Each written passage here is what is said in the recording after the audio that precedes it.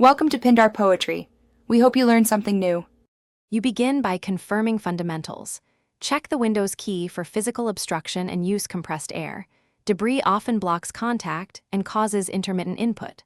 Once done, test the key across multiple apps to determine whether this is hardware or system level. Make a system restore point now so you can revert changes if needed. This protects your system while you proceed with driver updates and registry edits. These first steps narrow the problem and keep you safe to continue with deeper fixes. You now address software causes. Open Device Manager and update or uninstall the keyboard driver, then reboot.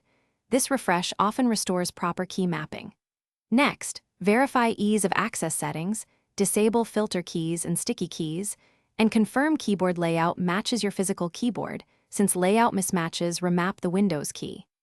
If the Start menu or system shortcuts are unresponsive, re-register shell apps via PowerShell to restore bindings. Make sure to run PowerShell as administrator. That ensures the commands apply system-wide.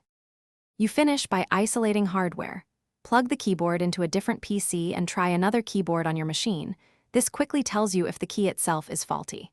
If hardware looks fine, update your BIOS/UEFI and reset to defaults. Firmware can change key behavior.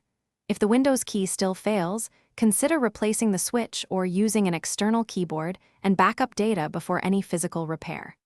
If nothing works, seek a technician. One key troubleshooting tip: boot into safe mode to see if third-party software. Thanks for watching. Consider subscribing if we helped you.